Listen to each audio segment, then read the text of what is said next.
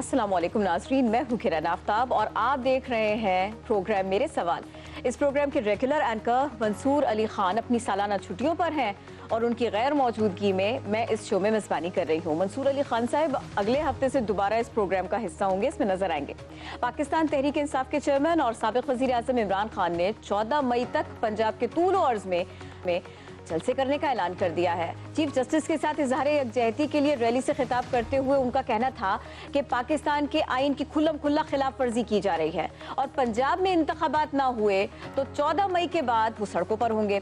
अपने खिताब में इमरान खान ने कहा कि 2 निगरां हुकूमतों की मुद्दत खत्म हो चुकी और अब इनकी कोई कानूनी हैसियत नहीं। उन्होंने एक बार फिर अपनी हुकूमत गिराने का जिम्मेदार जनरल रिटायर्ड कमर जावेद बाजवा को करार देते हुए कहा कि कोई दुश्मन भी इस मुल्क को इस कदर नुकसान नहीं पहुंचा सकता था जो जनरल बाजवा ने पहुंचाया। इधर इमरान खान अपनी तुंदो तेज तकरीर में साबिक आर्मी चीफ पर बरस रहे थे तो दूसरी जानिब लंदन में वजीर आजम शहबाज शरीफ साबिक चीफ जस्टिस साकिब निसार पर तनकीद के निश्तर बरसा रहे थे।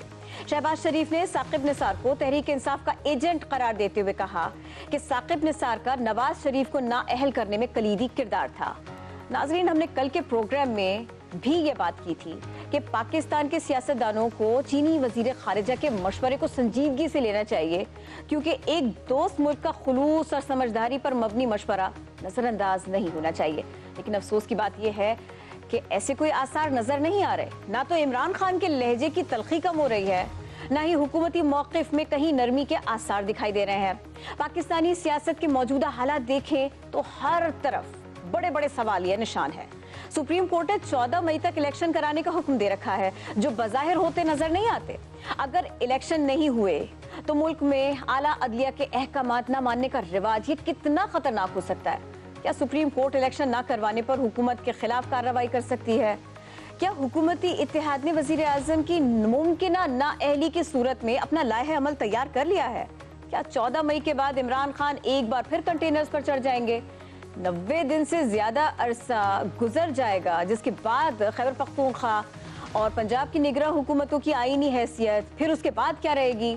इमरान खान जिन निगरां हुकूमतों को नहीं मान रहे, क्या उन निगरां हुकूमतों के करवाए गए इलेक्शंस को तस्लीम कर लेंगे? तो जनाब, मौजूदा सियासी मंजरनामा, एक तरफ इमरान खान कह रहे हैं कि अब 14 तारीख तक वो सड़कों पर होंगे और उनकी हुकूमत गई तो किसकी वजह से? जनरल रिटायर्ड बाजवा की वजह से।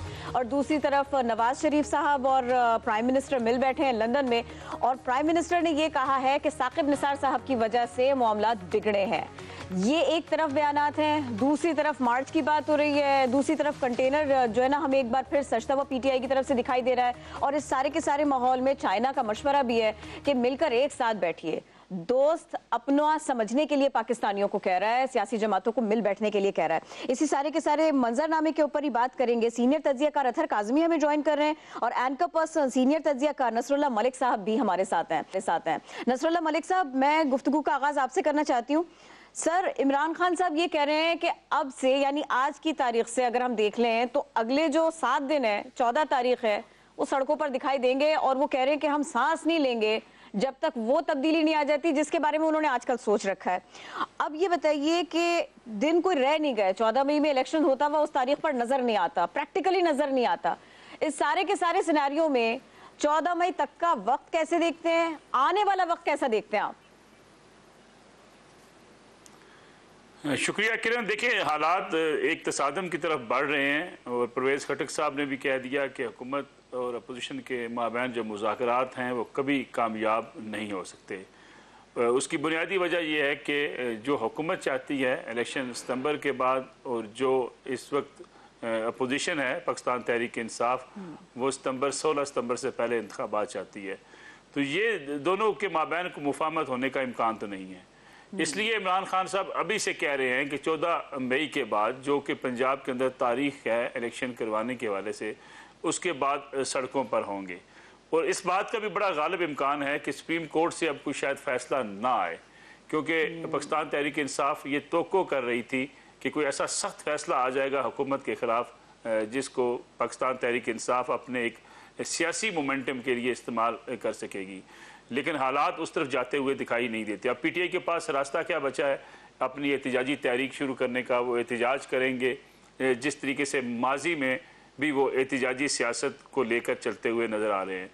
दूसरी तरफ अगर आप देखें तो इमरान खान साहब का जो है टारगेट हुकूमत के साथ साथ इस्टेब्लिशमेंट भी है, और इस्टेब्लिशमेंट में वो आर्मी चीफ हैं जो रिटायर हो चुके हैं, जनरल कमर जवेद बाजवा, वो उनको टारगेट करके और मौजूदा जो चंद सीनियर अफसरान हैं उनको टारगेट करके अपने उस एंटी इस्टेब्लिशमेंट बयानिए को पंजाब के अंदर ख़ास तौर पे जो है वो उसको जारी रखना चाहते हैं, ताकि जो एक मोमेंटम वो बना चुके हैं उसको वो बनाए रखें। क्योंकि एक चैलेंज पाकिस्तान तहरीक इंसाफ के लिए एक बड़ा आन पड़ा है, वो ये है कि एक तो एहतिजाजी तहरीक कितनी कामयाब होगी, दूसरा ये कि जो पाकिस्तान तहरीक इंसाफ के अंदर पंजाब में टिकटों की तकसीम के बाद एक बड़ी दरार जो सामने आई है उस पर कैसे काबू पाया जाए।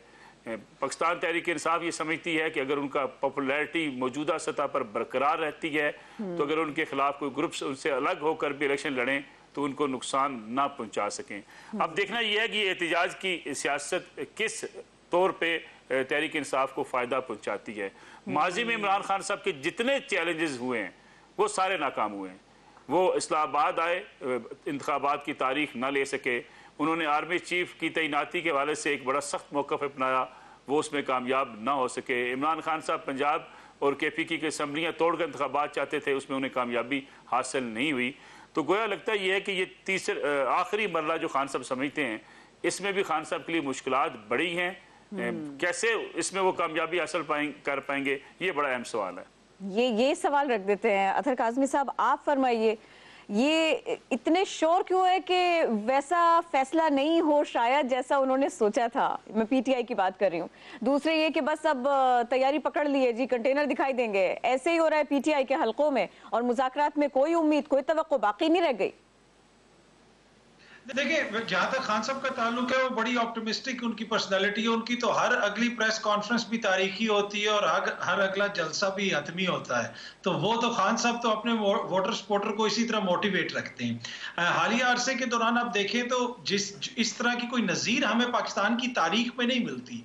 1 बरस हो गया है इमरान खान साहब की हुकूमत को खत्म हुए, क्या उनकी पॉपुलैरिटी कम हुई है? कहा जा रहा था कितना अरसा ये सस्टेन करेंगे। अभी भी उनका जो वोटर सपोर्टर है वो उनके साथ आपको खड़ा हुआ नजर आता है और उसमें आवाम का एक बड़ा हिस्सा है। और यही वजह है। आप अच्छा काज़मी साहब, आप हतमी कह रहे हैं, तारीखी कह रहे हैं, हर खिताब हर बात, लेकिन सिर्फ इस 1 बरस का ही बता देना, एक हतमी बात और एक ही बयानिया, ये तो बार बार बदला नहीं है इमरान खान साहब की तरफ? देखिए, इसको आप किस तरह जज करेंगे? ये फैसला मैं तो नहीं कर सकता हूं कि नहीं, ये इसका आप करेंगे कि जिनके लिए उनकी स्टेटमेंट्स हैं। जमहूरियत में जमहूर फैसला करता है, टीवी पे बैठ के या बंद कमरों में 2 बंदे बैठ के किसी की मकबूलियत कम नहीं कर सकते।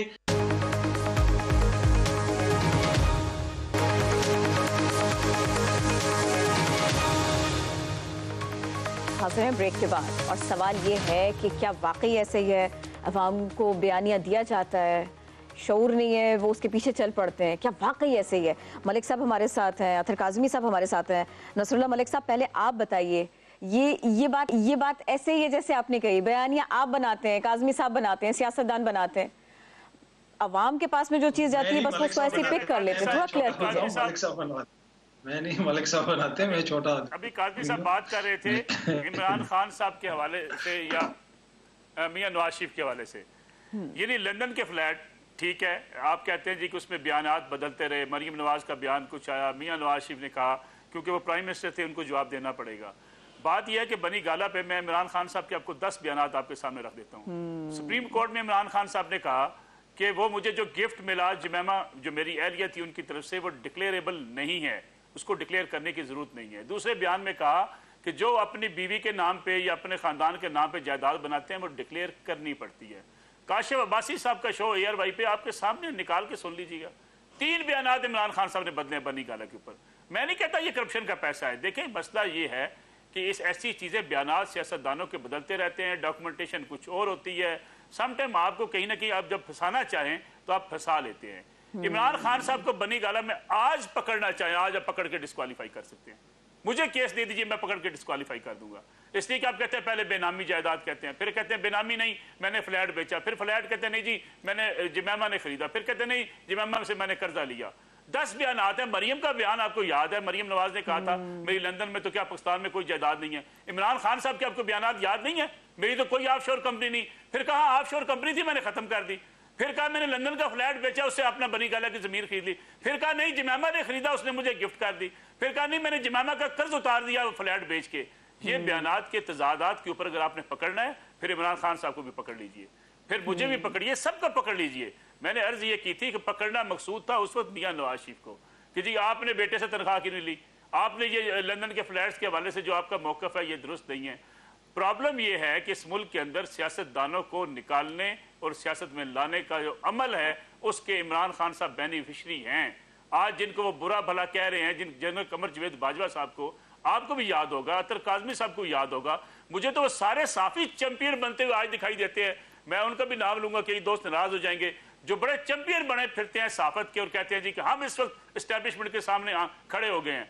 ये कौन ब्रीफिंग में जाके बैठा होता था, कौन हेलीकॉप्टर में सफर करता था, किसको वाना में ले जाके रिपोर्टिंग करवाई जाती थी, किसको वजीरिस्तान में जाके रिपोर्टिंग करवा के हीरो बनाया जाता था, किसको फाइनें दी जाती थी, किसको कहा जाता था नवाज शरीफ करप्ट है, इसको सियासत से निकालना है, किसको कहा जाता था कि शरीफ फैमिली का सियासत में कोई किरदार नहीं होगा, किसको यह कहा जाता था कि पीपल्स पार्टी मुल्क दुश्मन जमात है, इसका हमने रास्ता रोकना है। ये सारे एस्टेब्लिशमेंट के एजेंट आज आजादी साफत के अलमरदार बन के बैठ गए हैं। ये सारे एस्टेब्लिशमेंट के कहने पे खबरें देने वाले, लोगों के किरदार उछालने वाले, लोगों की पगड़ियां उछालने वाले आज कहते हैं हम आजादी साफत के अलमबरदार हैं। यानी खुदा का नाम लें, कोई ऐसा इतना जुल्म ना करेंगे सोसाइटी बर्दाश्त ना कर सके।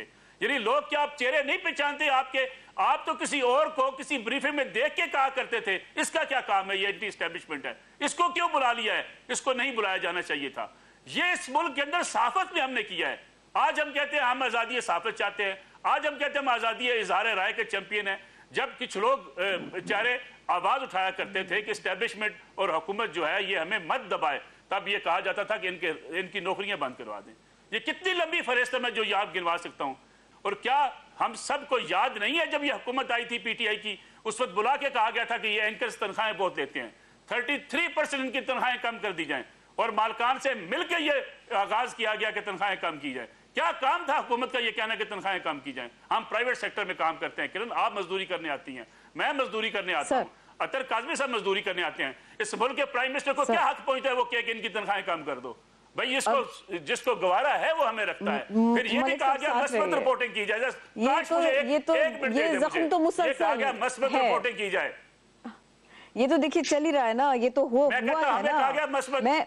मैं चाह रही हूँ कि हम जरा उस कॉल की बात कर लें। ये जो अब आने वाले दिन है ना, थोड़ा सा हम आगे बढ़कर इसकी बात कर लें। अतर काजमी साहब आप फरमाइएगा, ये इस सारे के सारे मंजरनामे में, इन सारे के सारे फैक्ट्स के साथ में, अब जबकि इमरान खान साहब कह रहे हैं कि जी हम फिर से प्रोटेस्ट करेंगे, तो ये प्रेशर बेसिकली किसके लिए है? पीएमएलएन के लिए है, पीपी के लिए, पीडीएम के लिए है, या फिर ये कहीं पे निगाहें कहीं पे निशाना, ये हो क्या रहा है?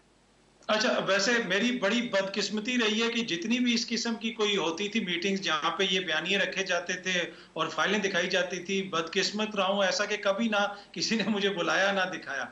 जिनको दिखाया गया वो अब वो खुद ही इसका जवाब दे सकते हैं। दूसरी बात ये कि देखिए जाग जाएगी जी नहीं, मेरा नहीं ख्याल कि हमारी किस्मत जागनी है।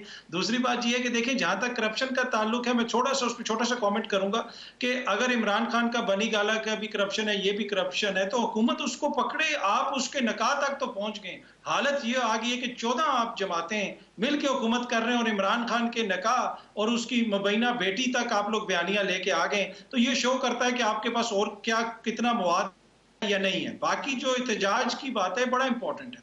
देखिए इस वक्त हम एक जमहूरी मुआशरे में रहते हैं, या तो आप ऐलान कर दें कि ये प्योंगयांग है, यहाँ पे कोई एहतजाज नहीं हो सकता। जिस तरीके से कल औरतों को घसीटा गया इस्लामाबाद की सड़कों के ऊपर, कौन सी ऐसी आफत आ गई थी जब से ये हुकूमत आई है इस्लामाबाद में दफा 144 नाफिज है, और जिस तरीके से ख्वातीन को घसीटा जा रहा था, क्या ये शुमाली कोरिया है? यहाँ पे तो हमने एक शाहराह का नाम रखा था, शाहराह श्रीनगर। क्यों ना मुज़ाकरात का इंतजार कर लिया जाए, क्यों ना बात को एक नतीजा फेज रुख दे दिया जाए? काज़मी साहब अगर काइंडली आप थोड़ा सा उतना ही तहम्मुल का मुजाहरा करें जितना नसरुल्लाह मलिक साहब के दौरान करती हैं, तो मेरे ख्याल में मैं बेहतर तरीके से अपना जवाब दे सकूंगा। अच्छा, यहाँ पे तो हमने ये एक शारा का नाम शारा श्रीनगर रख दिया था ताकि हमें याद आता रहे, हमें वो शारा याद दिलाती रहे कि श्रीनगर में हमारी माओ बहनों के साथ क्या होता है, हमारे कश्मीरी भाइयों के साथ क्या होता है। लेकिन गुज़िश्ता एक साल के दौरान इधर जो पाकिस्तान के अंदर हो रहा है, जिस तरह कल मैंने मिसाल दी कि ख्वातीन को सड़कों पे घसीट के गिरफ्तार किया गया, क्या जुर्म है?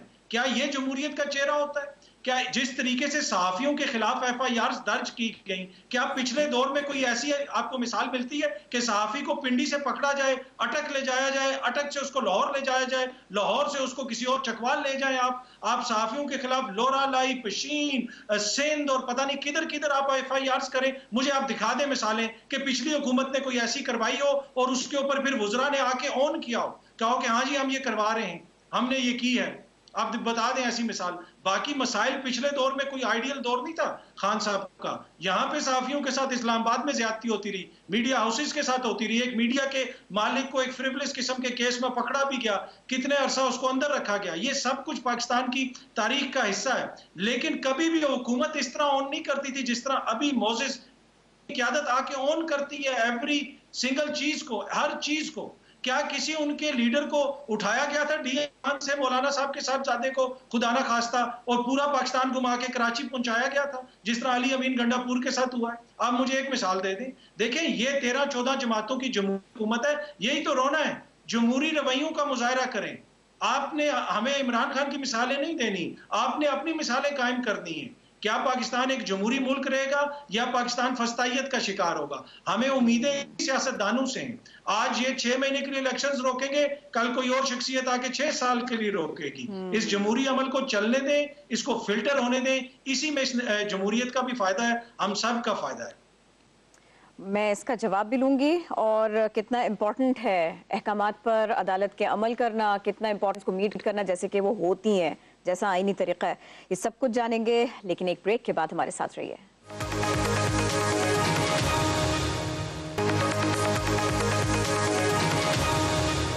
हाजिर हैं ब्रेक के बाद, और ब्रेक से पहले काज़मी साहब ने कुछ सवाल उठाए, तो मलिक साहब आप उनको एड्रेस कीजिए। सिस्टम का चलते रहना बहुत ज़रूरी है, उसमें तातुल नहीं आने चाहिए, और अगर एक बार कोई ब्रेक आ गया कहीं पर तो फिर वो लगातार आता रहेगा। आप समझ रहे हैं? मैं इसके ऊपर आपका कमेंट लेना चाह रही हूँ, मैं इलेक्शंस ही की बात कर रही हूँ।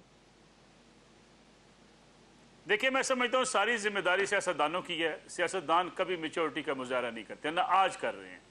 एहतजाज करें, ज़रूर करें, किससे एहतजाज से रोका है? इमरान खान साहब सड़कों पर आए, एहतजाज करें, लेकिन मुल्क को अगर आप जैम करके रख देंगे, मुल्क की इकानमी नहीं चलेगी। आज आप हुकूमत के अंदर नहीं है, आप चाहते हैं पूरे मुल्क का पहिया जाम कर दें। आप डायलॉग से मसाइल को हल करें, डायलॉग से आगे बढ़ें, प्रोटेस्ट करें, पुरअमन प्रोटेस्ट करें। बिल्कुल किसी को गिरफ्तार नहीं होना चाहिए इस तरीके से गिरफ्तारियां की जाती हैं। किसी PTI की कारकुन खातून को इस तरह पकड़ के गाड़ियों में नहीं फेंका जाना चाहिए।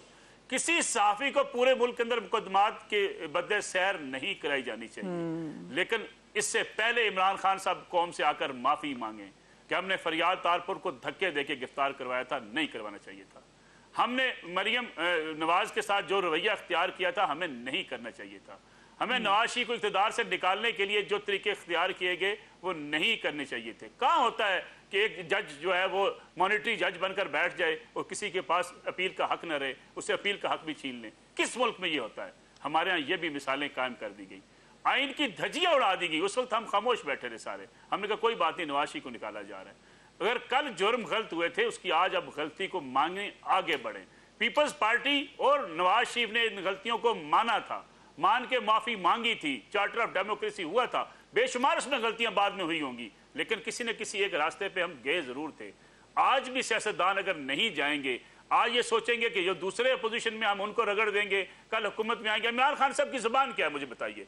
मैं मानता हूँ ये इमरान खान साहब के जाती केसेस पे बात नहीं होनी चाहिए, बिल्कुल मैं इत्तेफाक करता हूँ काज़मी साहब से, किसी के किरदार को नहीं उछालना चाहिए। लेकिन क्या किरदार सिर्फ इमरान खान साहब का है? किसी और का कोई किरदार नहीं है? अब लोगों की बहन बेटियों की आवाज़ें कसते हैं, ट्विटर पे ट्रेंड चलाते हैं, लोगों को जलीलो खार करते हैं, उनकी इज्जतें उछाल के उनकी छोटी छोटी मासूम बच्चियों को किसी के साथ जोड़ते हैं, और आपके लोग पकड़े जाते हैं और जाकर बयान देते हैं कि हमें किस तरीके से हिदायत मिलती है, हम ये काम करते रहे। खुदा के लिए, जब आप शीशे के घर में बैठ के पत्थर फेंकेंगे तो फिर आपकी हालत क्या होगी? दूसरी साथ साथ ये देखिए, अब मैं नहीं कहता एस्टेब्लिशमेंट को सियासत में मुदाखलत करनी चाहिए, मैं मुखालिफ हूँ एस्टेब्लिशमेंट की मुदाखलत के, लेकिन आप बगैर किसी सबूत के एक हाजिर सर्विस, एक जो है जनरल को, जो आपके लॉ एंड ऑर्डर को मेंटेन करने की जिसकी जिम्मेदारी है, तो रोजाना कहते हैं खड़े होके डर्टी हैरी, कभी कहते हैं, कभी क्या नाम लेते हैं। क्या उसके घर वालों को तकलीफ नहीं पहुंचती होगी कि हमारे बाप के बारे में क्या कहा जा रहा है? क्या उनको तकलीफ नहीं होती होगी कि उनके बाप को कातिल बना के पेश किया जा रहा है? अरशद शरीफ साहब का जो मामला हुआ या इमरान खान साहब पर जो हमला हुआ, क्या इमरान खान साहब के पास 100% सबूत हैं कि वो रोजाना तकरीर में कहते हैं कि जी 2 बंदे मुझे कत्ल करवाने वाले हैं, अरशद शरीफ साहब को फलां बंदे ने कत्ल करवा दिया? आप सिर्फ अपनी सियासत के लिए आप इदारों को दाव पर लगा रहे हैं। आप चाहते हैं आपको इक़्तिदार में लाया जाए, आज इमरान खान साहब को इक़्तिदार मिल जाए, ये तमाम लोगों के साथ बैठ के कहेंगे आप बड़े अच्छे अफसरान हैं। यानी खुदा के लिए इन कामों से निकल आए, आइन और कानून का रास्ता अख्तियार करें। मियाँ नवाज शरीफ ने गलती की थी तो उसने भी गलत किया था, बेनज़ीर भुट्टो साहब ने अगर गलत की थी तो उसने भी गलत किया था। पार्टी मफादात से हट के आज अब कहाँ क्या बातें इस मुल्क के अंदर की जा रही हैं? कभी हमें बांग्लादेश बनाया जा रहा है, कभी हमें कहा जा रहा है हम इराक बनने वाले हैं। यानी आप अपने इदारों के साथ लड़ रहे हैं, अदलिया आपकी आपस में लड़ रही है। जब जस्टिस फैज ईसा की बीवी को ला के आपने कटहरे में खड़ा कर दिया था, तब आपकी गैरत नहीं जागी थी? तब आपको एहसास नहीं था कि किसी की बीवी को ला के ऐसे सुप्रीम कोर्ट में जलील किया जाता है? फिर आपने बड़े आराम से कह दिया इमरान खान साहब ने, ये जी किसी और ने कहा था, हमने गलत रेफरेंस दायर कर दिया था। यानी आपको हर काम, जब आप गलत काम कर लेते फिर आप कहते हैं किसी और ने कह लिया था।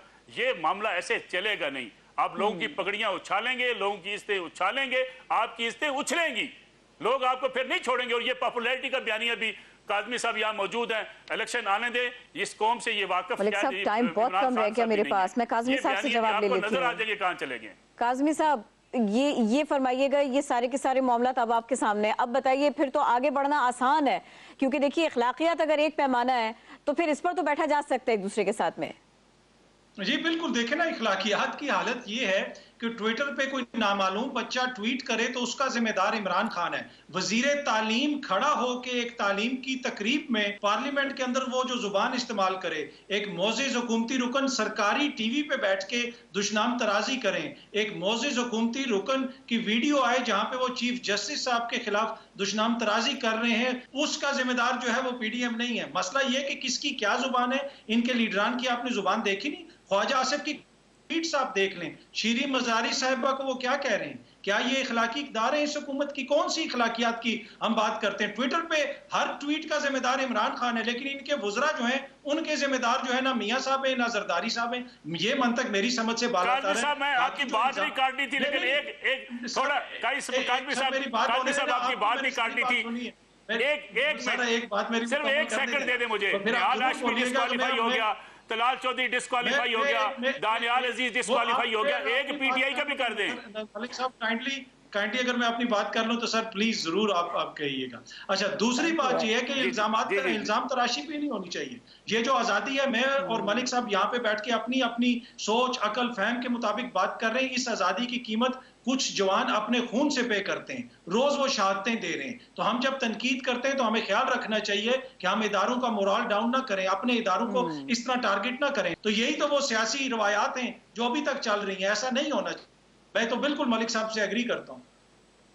चलिए, कोई कहीं से तो मैंने ये नुक्ता सुना कि दो लोग एक पॉइंट के ऊपर अलग अलग सोच रखने के बावजूद जेन्युइन समझता हूं मैं। जबरदस्त। मलिक साहब, अतर काज़मी साहब, बहुत शुक्रिया, आप रहे थे, और खुदा करे कि इत्तेफाक की फजा इत्तेफाक से ही सही लेकिन बन जाए। हमें इजाजत दीजिए, अल्लाह हाफिज।